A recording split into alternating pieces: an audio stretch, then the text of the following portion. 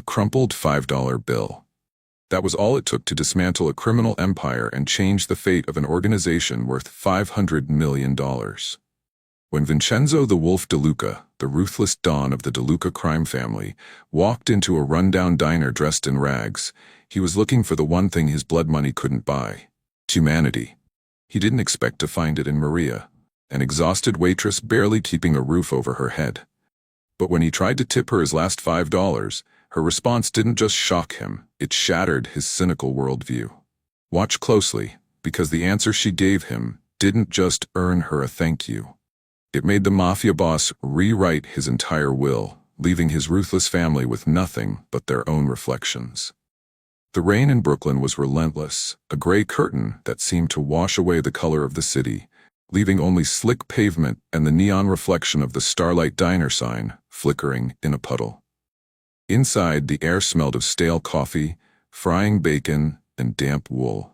It was 11:15 p.m. on a Tuesday, the graveyard shift, and Maria Costello was already 3 hours second double shift of the week. Maria wiped a grease stain off the laminate counter, her movements automatic. At 29, she carried the exhaustion of someone twice her age. Her auburn hair was pulled back in a frayed scrunchie, and her apron was stained with ketchup from Table 7, a group of drunk college students who had left her a grand total of 27 cents as a tip. She checked her phone surreptitiously, a text from her landlady, Mrs. Goldstein. "Rent is past due, Maria. You have until Friday, or I'm changing the locks." Maria shoved the phone back into her pocket, fighting the sting of tears. She had $42 in her bank account. Her daughter Sophia needed new asthma medication, which cost $48. The math never worked. It never did. "Maria, stop daydreaming and wipe down booth 5, shouted Frank, the diner's manager, a man whose primary management style was volume and intimidation. "On it, Frank," Maria said, her voice steady despite the bone-deep fatigue. As she moved toward booth 5, the bell above the door chimed. A gust of cold wind blew in, carrying with it a figure that made the few patrons in the diner visibly stiffen and look away. He was an old man, hunched over, leaning heavily on a wooden cane.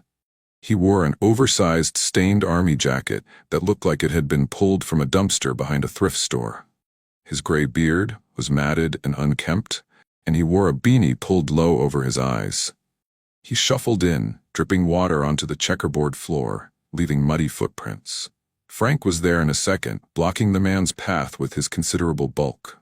Wow, hold it right there, Pops. This isn't a homeless shelter.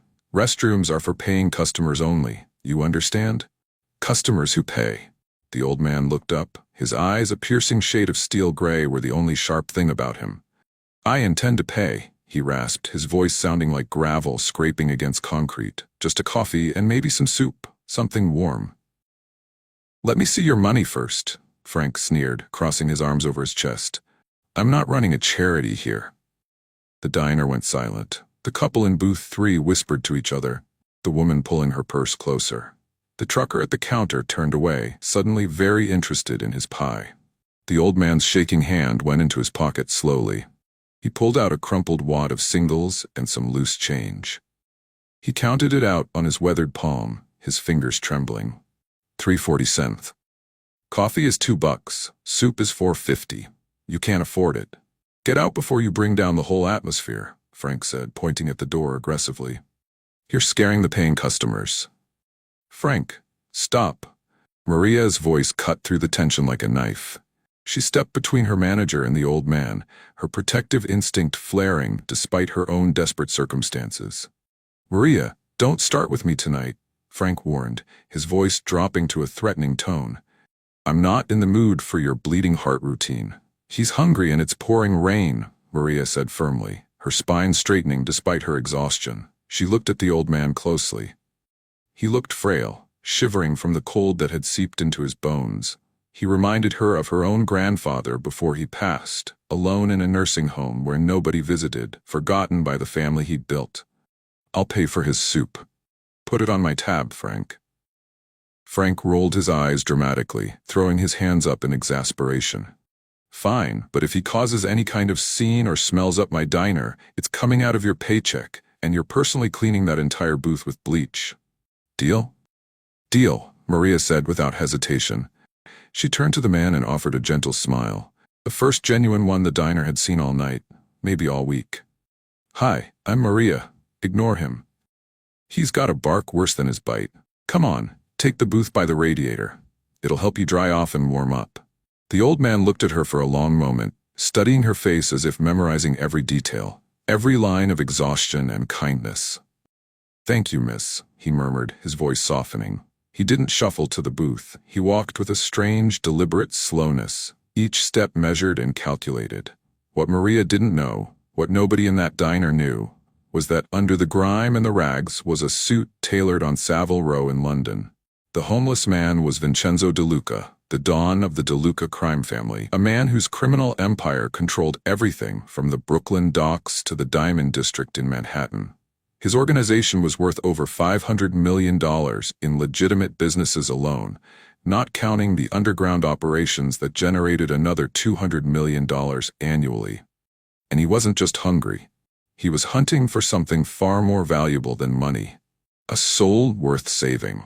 Vincenzo sat in the booth, the warmth of the radiator seeping into his fabricated arthritis and manufactured frailty.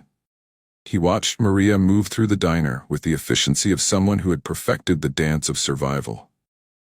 He had spent the last 52 years watching people, mostly vipers in boardrooms and soldiers in his organization who would sell their mothers for a promotion, or his own children, Antonio and Gabriella, who circled his fortune like sharks that had caught the scent of blood in the water. 3 weeks ago, his doctor had given him the news in that clinical, emotionless way doctors deliver death sentences. Stage 4 pancreatic cancer. Maybe 6 months if the experimental treatment worked. Maybe 3 months if it didn't. When he told his children over dinner at his estate, Gabriella had asked about the succession plan before she even asked about his prognosis or how he was feeling.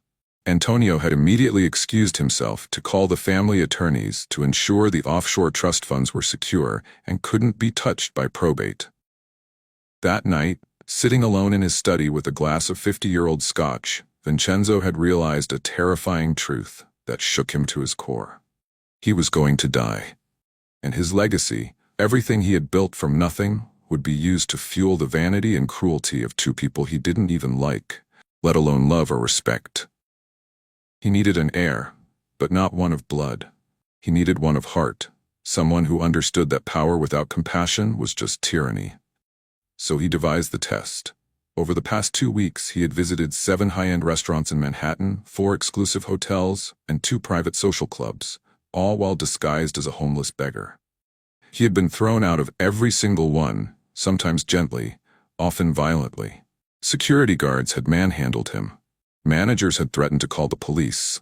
One restaurant owner had actually called the police, and Vincenzo had been detained for 2 hours before his consigliere could quietly make it go away.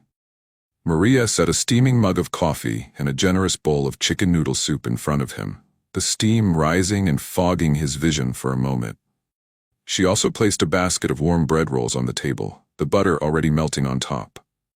"I didn't order the bread," Vincenzo said gruffly, staying in character, maintaining the facade. "I can't pay for it. I told you what I have." "It's on the house," Maria winked, her tired eyes crinkling at the corners.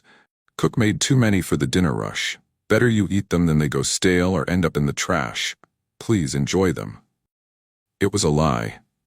Vincenzo knew the brutal economics of businesses like this, had owned 3 diners himself in his younger days. Every roll was counted, every item tracked for food cost percentages. She was giving him her own staff meal, the one thing employees were entitled to during their grueling shifts. "Why are you doing this?" Vincenzo asked, his voice low and probing, genuinely curious. Maria paused, the coffee pot still in her hand, steam rising from the spout. She looked tired in a way that went beyond physical exhaustion. Dark circles under her eyes told stories of sleepless nights. Her shoes were worn down at the heels, duct tape holding the sole of the left one together. A small bandage covered a burn on her forearm from earlier in the shift. "Doing what?" she asked, genuinely confused by the question. "Treating a bum like he's somebody important," Vincenzo challenged her, pushing to see how deep her kindness went. "Look at me. I'm nobody. I smell like the streets. I can't do anything for you. I can't get you a better job. I can't tip you properly. I'm just another mouth you're feeding out of your own pocket." Maria sighed, a deep, soul-weary sound. She looked out the window at the rain hammering against the glass, creating rivers that ran down to the street. "You know my daughter Sophia? She's 9 years old. She wants to be a veterinarian when she grows up. Last week, she asked me why bad things happen to good people. She asked me why her friend's dad lost his job, why Mrs. Chen down the hall got evicted, why there are people sleeping on the subway." Vincenzo waited, his steel-gray eyes fixed on her face, watching every micro-expression. "And what did you tell her?" he asked quietly. "I told her that the world isn't bad. It's just busy," Maria said softly, her voice carrying the weight of hard-earned wisdom. "Everyone is running so fast, trying to survive, trying to make rent, trying to keep food on the table, that they forget to look down. They forget to look around. They forget that the person sitting on the curb, the person asking for help, is just a person. Someone's father, someone's son, someone who used to be a kid with dreams just like Sophia." She looked directly at him, and in that moment, Vincenzo felt truly seen for the first time in decades. "You aren't a bum, sir. You're a human being who is cold and hungry and deserves basic dignity. If I can't fix the whole broken world for Sophia, if I can't explain why life is so unfair, the least I can do is fix a bowl of soup for you. At least that's something real, something I can actually do." Vincenzo felt a lump form in his throat, a sensation he hadn't felt since his wife Lucia died 18 years ago in a hospital bed, holding his hand and begging him to be a better man. He took a sip of the soup to hide the emotion threatening to break through his carefully constructed facade, the warmth spreading through his chest and temporarily easing the constant ache. "You're a fool," he grumbled, maintaining the act, testing her further. "Kindness gets you killed in this city. Someone will take advantage of you." "Maybe," Maria shrugged, picking up her tray to attend to other tables. "But indifference kills you slower. It kills your soul piece by piece until there's nothing left but an empty shell going through the motions." She went back to work, and Vincenzo ate in silence, observing everything with the trained eye of a man who had built an empire by reading people.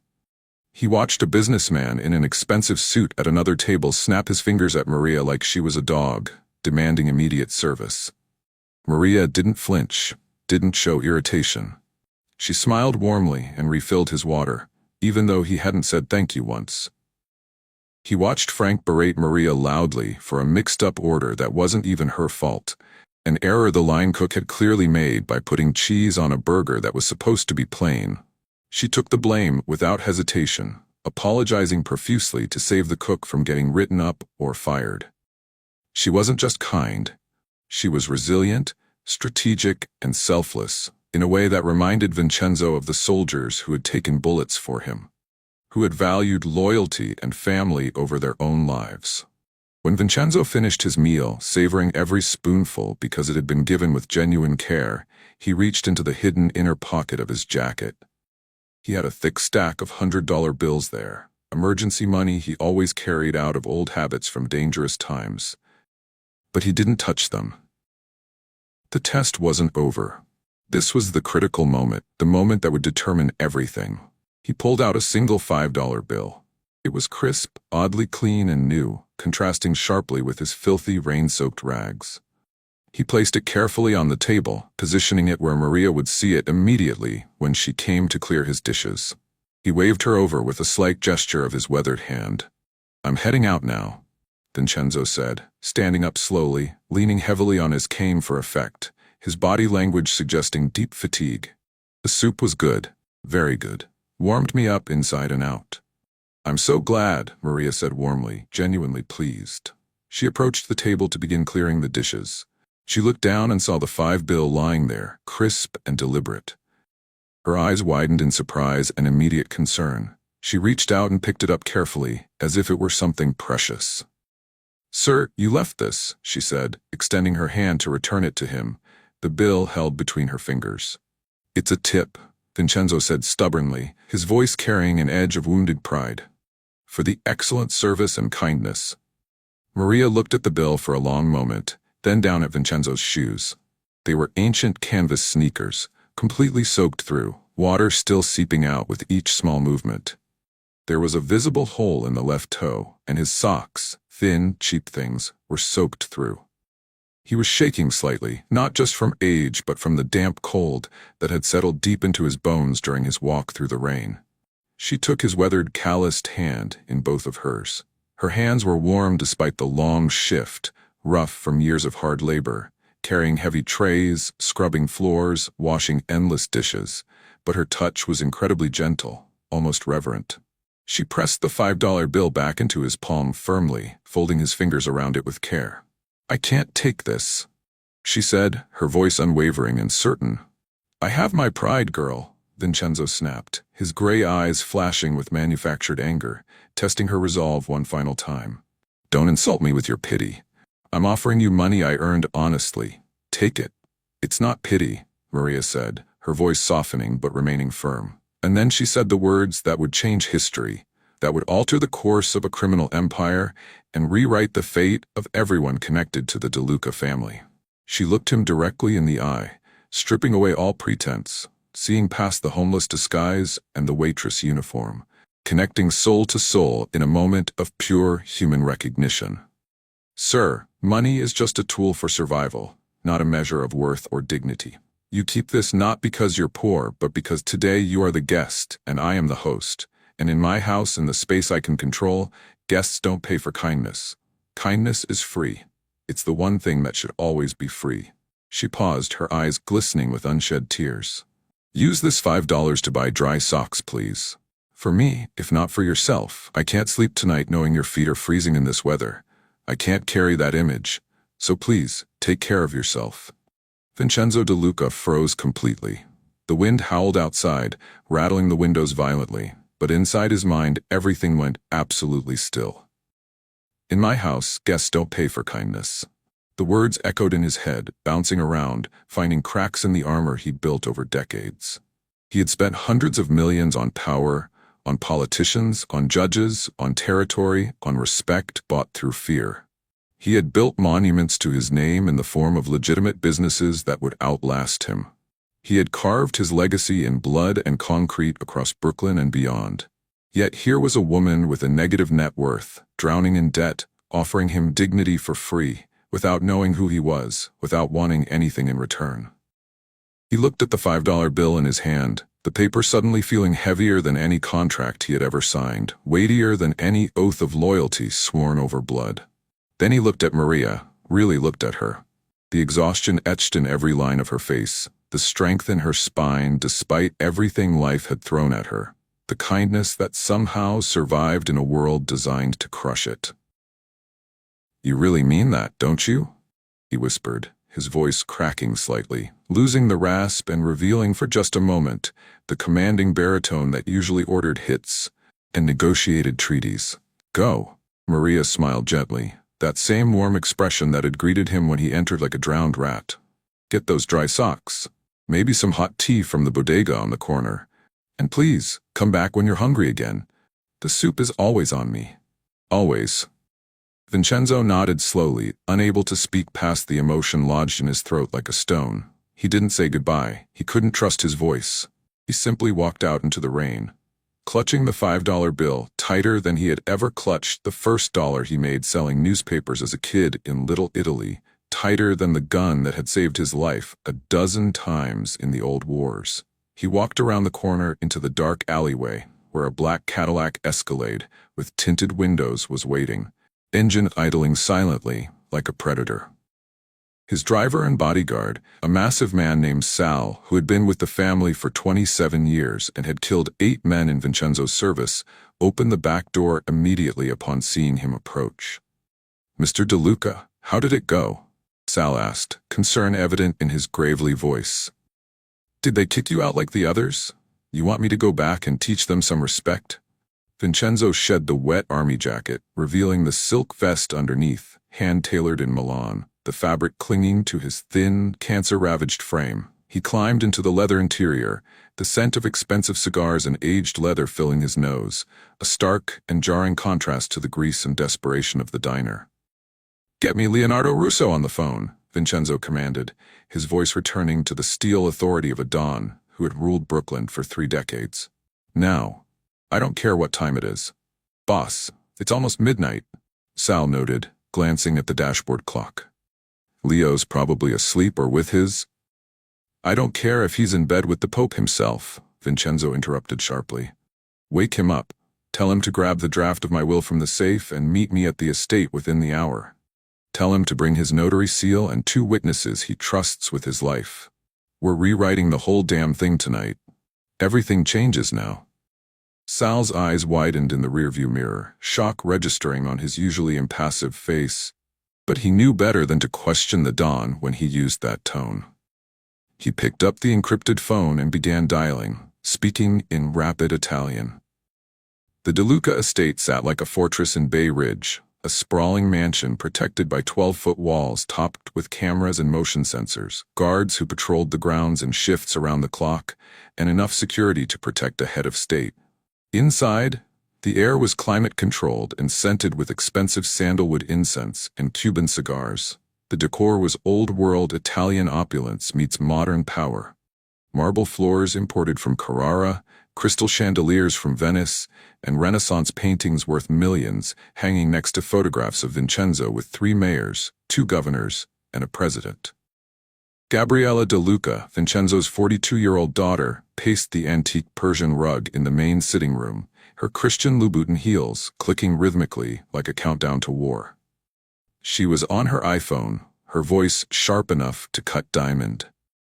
I don't care about the commission's concerns, Antonio, she snapped into the phone. Father is losing his mind. He's wandering the streets at night dressed like a fucking homeless person. Yesterday, Sal told me he left without his security detail again for the 4th time this month. If the Gambino family finds out the Don is playing dress-up as a vagrant, if the Russians catch wind of this, they'll see weakness. We'll have a war on our hands before we can consolidate our position. On the other end of the line, Antonio De Luca, 4 years her junior, laughed from his penthouse in Miami. He was currently sitting in a private poker game with Colombian cartel representatives, holding a glass of Louis XIII cognac that cost $3,000 a bottle. Let the old man wander, Gabby, Antonio said dismissively. Ideally, he wanders into the wrong neighborhood and nature takes its course. We just need him to hold on for 3 more weeks until the casino deal with the Russians is finalized. Then we can have Dr. Morrison declare him mentally incompetent due to the cancer medication, take power of attorney, and run things the way they should be run, without his outdated sense of honor. He's meeting with Leonardo Russo tonight, Gabriella said, her voice dropping to a dangerous whisper. At midnight. Sal just informed me. He's never called Leo this late unless something major is happening. Antonio's laugh stopped abruptly. Russo, the family attorney? Why is he seeing our consigliere in the middle of the night? What's going on? I don't know, Gabriella hissed, looking out the window at the manicured gardens that cost $30,000 a month to maintain. But I don't like it. I don't like it at all. If he's changing the succession structure or reorganizing the trust arrangements, we need to be ready to challenge it immediately. Get back to New York tonight. Cancel whatever you're doing. This could be bad. I'm on the next flight, Antonio said, suddenly all business. Have our attorneys on standby. If he's doing what I think he's doing, we'll need to move fast. While his children plotted against him from different cities, Vincenzo De Luca sat in his mahogany-paneled private study, wrapped in a silk robe that felt too heavy for his frail, cancer-eaten shoulders. Across from him sat Leonardo Russo, a man with silver hair slicked back perfectly, a face that had seen every dark corner of the De Luca empire, and eyes that missed nothing. Leonardo had been Vincenzo's attorney and consigliere for 31 years. He had structured murders to look like accidents, created shell corporations to launder money, negotiated peace treaties with rival families, and drafted contracts that had started and ended wars. Now he faced his most challenging assignment. You're certain about this, Vincenzo? Leonardo asked, his Mont Blanc fountain pen hovering over the thick legal document spread across the antique desk. This isn't just a revision or an amendment. This is a complete demolition. If you sign this, you are effectively declaring war on your own bloodline from beyond the grave. Antonio and Gabriella will burn Brooklyn to the ground trying to overturn this. Vincenzo coughed, a wet, rattling sound that shook his entire frame and filled the quiet study. He took a sip of water from a Waterford crystal glass, the same glass he had used to toast Gabriella's wedding 5 years ago. A marriage that had ended in an ugly divorce when she realized her husband loved her money more than her. "They aren't my blood, Leo," Vincenzo said, his voice rough but absolutely determined. "They're parasites wearing my name. I created them. I spoiled them. I indulged every whim.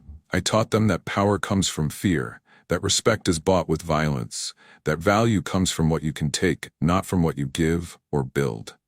That was my mistake, and I've lived long enough to see the monster I created." He paused, closing his eyes, and the study fell silent except for the ticking of an antique clock. "That waitress, Maria," Vincenzo continued, his voice softening. "She had nothing, Leo. Less than nothing. She's drowning in debt. I had Sal run a preliminary check on her finances while I was driving here. Medical bills, student loans from a degree she never finished, back rent.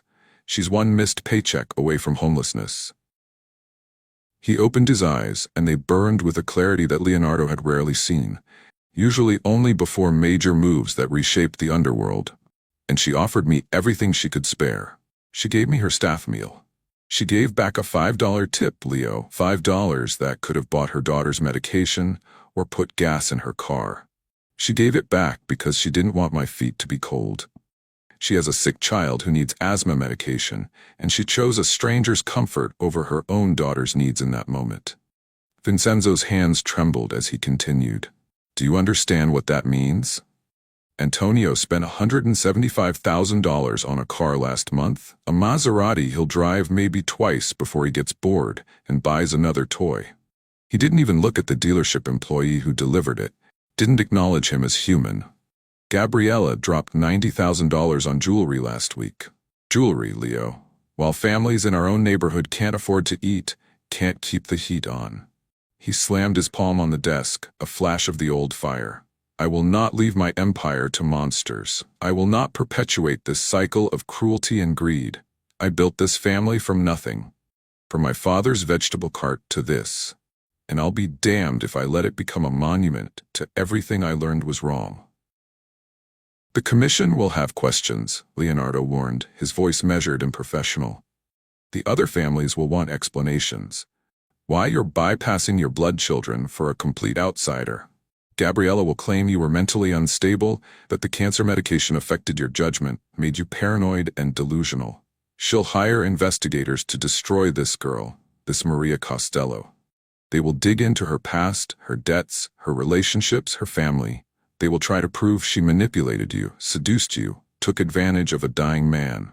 They might even try to hurt her physically. That is exactly why you are the consigliere," Vincenzo said, sliding a thick manila envelope across the desk. The envelope was sealed with red wax bearing the De Luca family crest, a wolf's head. "Inside is a complete dossier on Maria. I had our best investigator, the one who handles FBI counter-surveillance, run a full background check over the last 3 hours. She's clean, Leonardo. Completely clean." He tapped the envelope. "No criminal record, not even a parking ticket, no drug use, no questionable associations, no scandal. She's struggling, drowning in the kind of debt that destroys people, but she's clean. She's a fighter who's been knocked down by life repeatedly and keeps getting back up. She's exactly who should inherit power, someone who understands suffering." Vincenzo picked up the pen, a Mont Blanc that had been a gift from a federal judge he owned. His hand trembled from the cancer, from the medication, from age, but his resolve was absolutely steady. "Structure the inheritance as a blind trust," Vincenzo commanded, his voice taking on the tone that had once ordered the executions of 12 men in a single night. Section 12, paragraph 7. "The identity of the beneficiary is to remain completely sealed for 45 days after my death. During those 45 days, Antonio and Gabriella will believe they've won. They'll think the estate defaults to them." He leaned forward, his eyes gleaming with dark satisfaction. "Let them spend. Let them make promises to the Russians. Let them restructure territories. Let them show the commission and the captains and the soldiers exactly who they are without my shadow protecting them, without my reputation covering their incompetence. Let them reveal their true nature." And then Vincenzo smiled, a grim, predatory expression that had preceded the downfall of judges, politicians, and rival crime bosses. It was the smile of a man who had built an empire through strategic brilliance and was now applying that same ruthless intelligence to its complete transformation. "Then you drop the hammer," he said softly, dangerously. "You reveal that Maria Costello owns everything. The legitimate businesses, the Brooklyn properties, the Miami holdings, the offshore accounts in the Caymans, the shell corporations, every single asset. And you make damn sure the succession is ironclad, protected by clauses they can't break, backed by leverage on every judge and politician we've bought over 3 decades. He paused for effect. "Make it so that any attempt to challenge the will triggers the immediate liquidation of all assets and donation to charity. They get nothing. Not a dollar. Not a memory. Nothing." Vincenzo signed the document with a bold, sweeping signature that had authorized countless operations over the decades. Vincenzo Salvatore De Luca.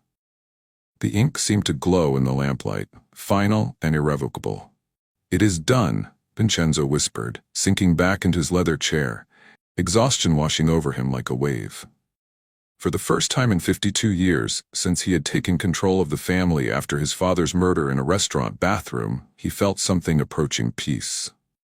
"Now I can finally sleep without wondering what monster will sit in this chair after me. Now I know that something good might actually come from all the blood I've spilled, all the darkness I've created."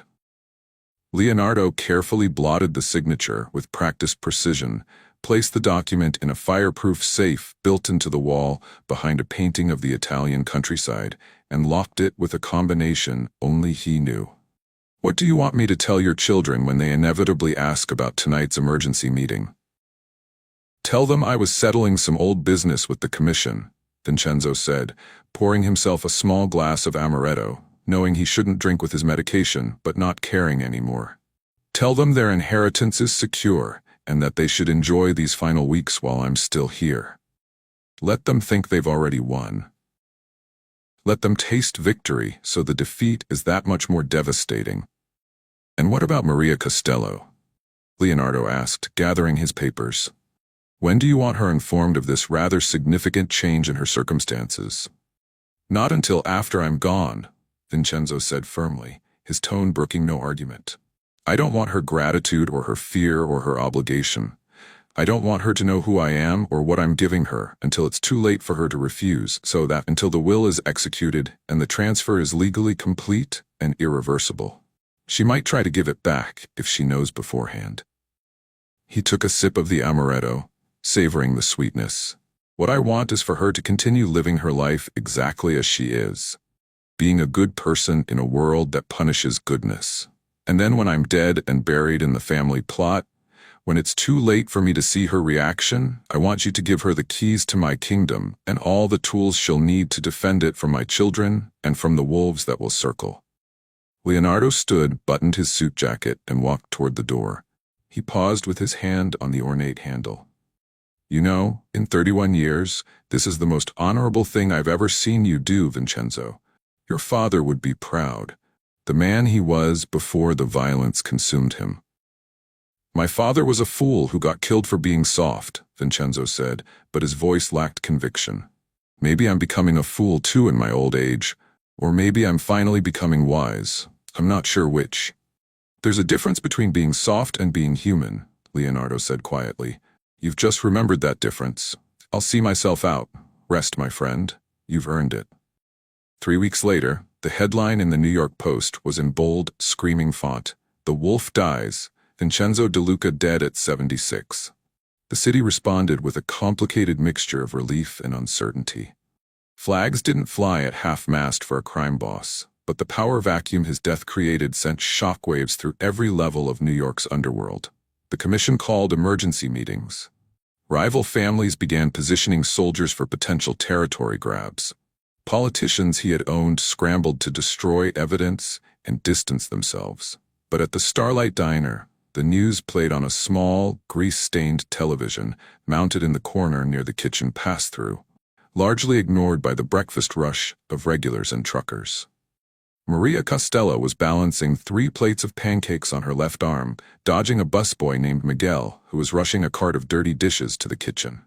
She caught a brief glimpse of the TV screen during a rare moment of stillness. The photo showed Vincenzo De Luca in his prime, an expensive tuxedo, slicked back hair, a stern, powerful expression that radiated authority and danger. The caption beneath read, "Mafia Don dies of cancer, succession in question." "Crazy, right?" said Tommy, a regular at the counter who came in every morning at 6:30 a.m. for coffee and eggs. Guy controlled half of Brooklyn, had more money than God, politicians in his pocket, and still died just like everyone else.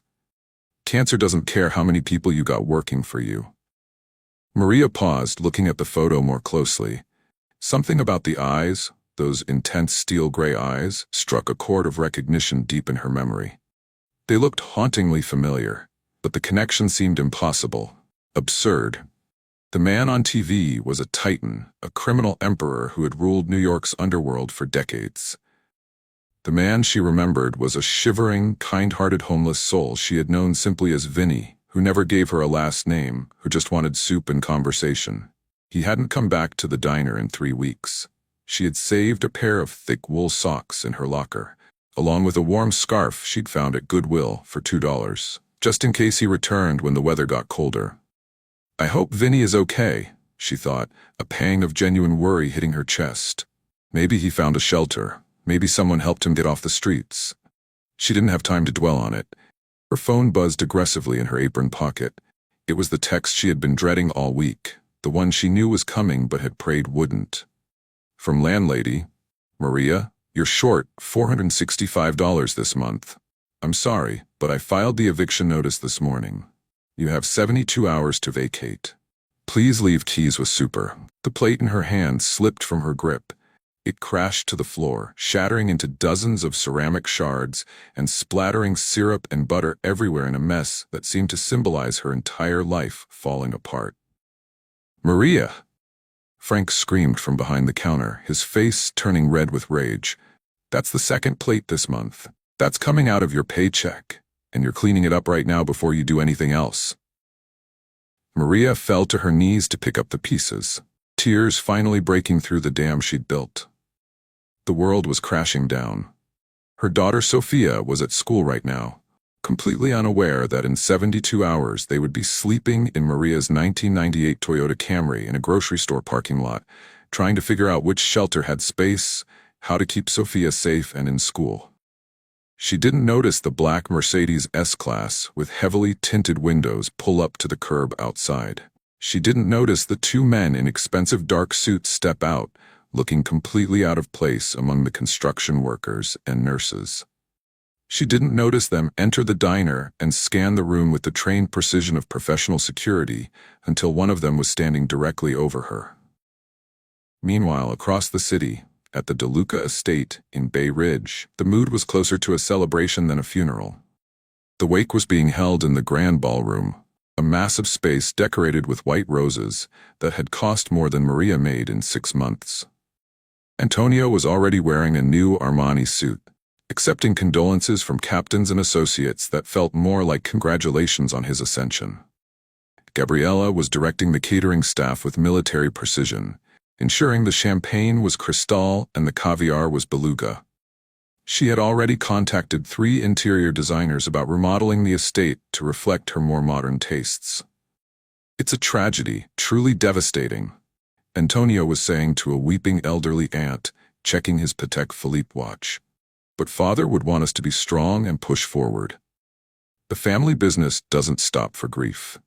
We have responsibilities to everyone who depends on us."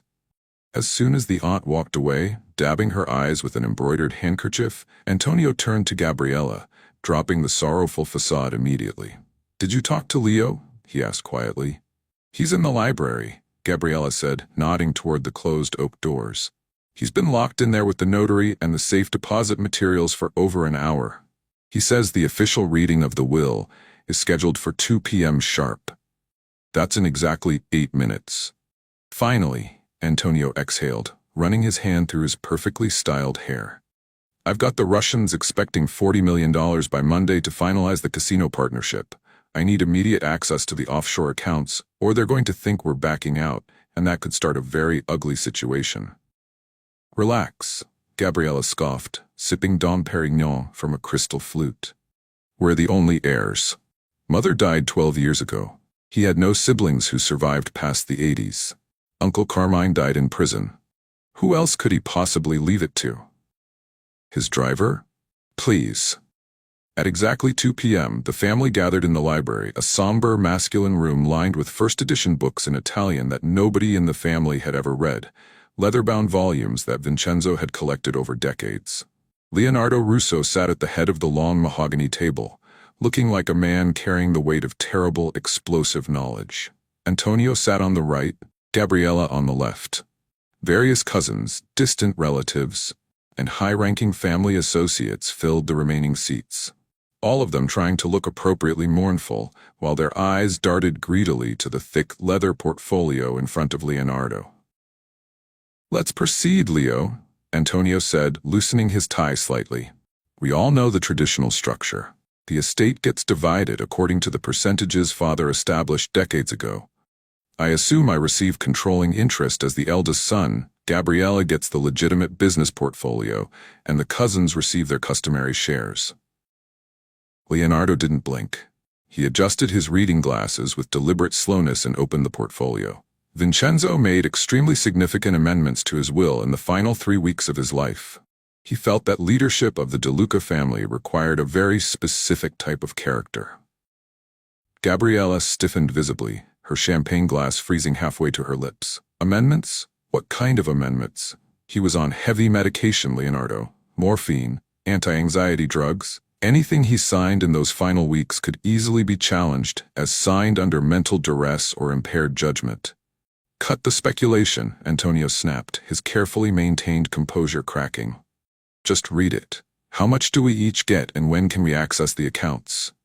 Leonardo opened the portfolio to a page marked with a black ribbon. He looked directly at Antonio, his expression completely unreadable. "To my son Antonio," Leonardo read in a clear, measured voice, "I leave my collection of vintage watches, including the Patek Philippe that was a gift from the mayor, and a one-way ticket to a rehabilitation facility of his choice, fully paid for 2 years. I leave no equity in any business entity, no liquid assets, and no real property." The silence in the room was absolute and crushing. It was a vacuum that sucked the air from Antonio's lungs. Several cousins gasped audibly. Someone dropped a glass, crystal shattering on marble. "What?" Antonio whispered, his face draining of all color. "Is this a joke? Leo, tell me this is some kind of test he designed. This can't be real." "To my daughter Gabriella," Leonardo continued, ignoring Antonio's outburst completely, his voice never wavering from its professional monotone. "I leave the portrait of her mother Lucia that hangs in the East Corridor, in hopes that looking at it daily will one day remind her of the compassion, kindness, and selflessness she has so thoroughly lacked throughout her life. I leave no equity in any business entity, no liquid assets, and no real property." Gabriella stood up so violently her chair toppled backward, crashing to the floor with a bang that echoed through the stunned library. "This is absolutely insane. He was out of his mind. The cancer destroyed his brain. We'll contest this. Every lawyer in New York will hear about this travesty. You can't do this, Leonardo. I'll have your license revoked. I'll destroy you." "I haven't finished reading," Leonardo said, his voice rising to command the room, cutting through the chaos with the authority that came from 3 decades of managing the family's most sensitive affairs. "The entirety of the De Luca estate, including all legitimate business holdings valued at approximately $340 million, all real estate properties in Brooklyn, Manhattan, and Miami, all offshore accounts totaling an additional $160 million, all shell corporations, and all additional assets are bequeathed in their entirety to a single beneficiary." "Who?" Gabriella shrieked, her face turning a dangerous shade of red, her carefully applied makeup beginning to run with furious tears. "Who is she? Is it some mistress? Did he have a bastard child somewhere? Some whore he kept hidden in Queens?" Leonardo looked up from the document, staring directly at the hidden security camera. Vincenzo had insisted he install in the corner molding specifically for this moment. knowing he would have wanted to witness this revelation even from whatever afterlife awaited him. The sole beneficiary is Miss Maria Elena Costello, Leonardo said with barely concealed satisfaction. And as of this reading, she is your landlord, your employer if you wish to remain associated with any family business, and the absolute head of this organization. Who the hell is Maria Costello? Antonio roared, standing and slamming both hands on the antique table hard enough to rattle the crystal water glasses. I've never heard that name in my entire life. She's not family. She's not even Italian, for God's sake. She is a waitress at the Starlight Diner on 4th Avenue, Leonardo said, closing the portfolio with a heavy final thud that sounded like a coffin lid. And as of this moment, she owns everything your father built over 52 years. Everything. I suggest you both lower your voices immediately, because I am leaving right now to collect her and bring her here to take formal possession of her inheritance. Leonardo stood, gathering his materials with practiced efficiency. He looked at the security guards stationed at the library doors, men who had protected the De Luca family for years. Gentlemen, please escort Mr. Antonio De Luca and Miss Gabriella De Luca from the premises immediately.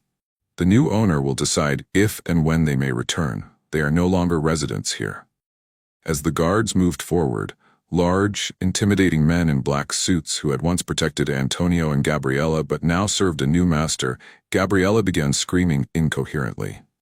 She grabbed an antique Venetian vase worth $50,000 from a side table and hurled it against the wall, where it exploded into countless glittering fragments.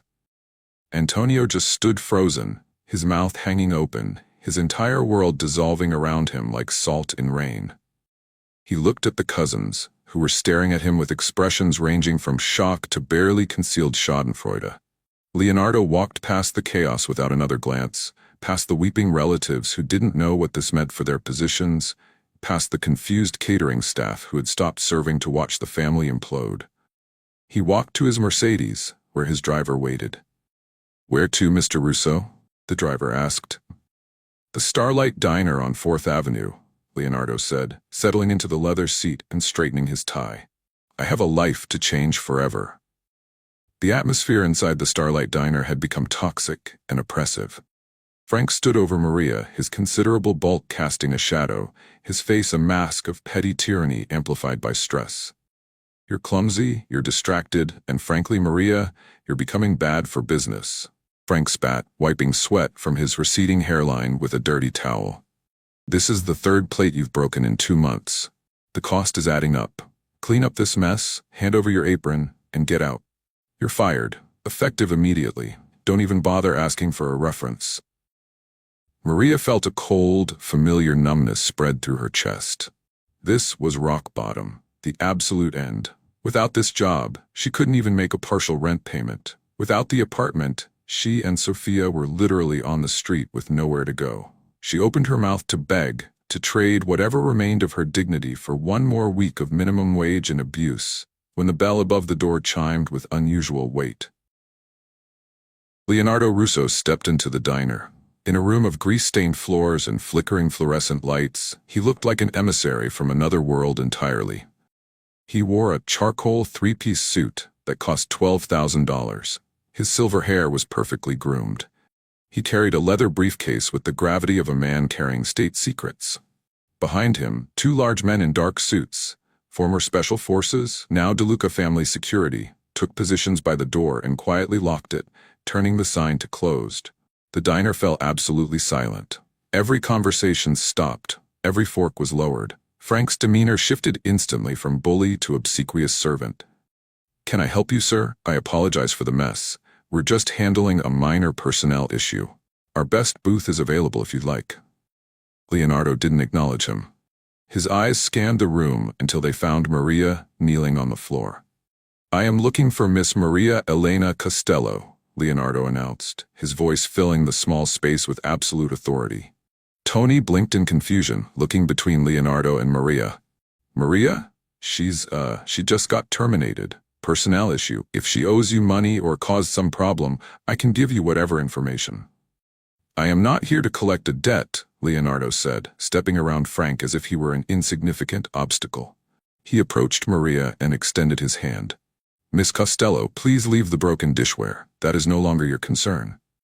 Maria looked up, her eyes red and swollen from crying. Fear was her dominant emotion. Am I in trouble? Is this about the hospital bills? I'm paying them, I swear. I have a payment plan. I haven't missed one yet. Leonardo's expression softened slightly, a crack in his professional armor. You are not in any trouble, Maria. Please allow me to help you to your feet. He helped her stand, his grip firm but gentle. She wiped her hands on her stained apron, ashamed of the syrup and the general evidence of poverty. My name is Leonardo Russo. I am the executor of the estate of the late Vincenzo Salvatore De Luca. The name meant nothing to her initially. She had seen it on the news that morning but made no connection. I don't understand. I don't know who that is. Why would you be looking for me? You knew him as Vinny, Leonardo said gently. The gentleman with the army jacket who sat in booth 5 3 weeks ago, the one you gave soup to, the one whose $5 tip you returned because you didn't want his feet to be cold. Maria gasped, her hands flying to her mouth, her eyes widening with sudden recognition and grief. Vinny? Oh my God, that was him? The man on the news? He died? Frank snorted derisively. That homeless guy? You're a lawyer for a homeless bum? Sir, I think there's been a mistake. Leonardo turned his head slowly, fixing Frank with a look that had made federal prosecutors reconsider their careers. Mr. De Luca was the head of the De Luca crime family and controlled business interests worth over $500 million. And I suggest you remain completely silent, or I will have this establishment condemned for health violations before your lunch rush begins. I have inspectors who owe me considerable favors. Frank turned pale and backed away, suddenly very interested in something in the kitchen. Leonardo turned back to Maria. Yes, Maria. Vincenzo passed away 3 weeks ago from pancreatic cancer. He spoke of you until his final breath. He wanted you to know that the socks you told him to buy, he purchased them the very next morning. Navy blue wool socks. He said they were wonderfully warm. Tears spilled down Maria's cheeks. He was such a sweet man. I kept hoping he'd come back. I saved a scarf for him. He didn't need the scarf, Leonardo said, his voice thick with genuine emotion. But he needed to know that someone cared enough to save it. He tested many people, Maria. His own children, business associates, politicians he owned. Everyone saw a beggar. You alone saw a human being deserving of dignity.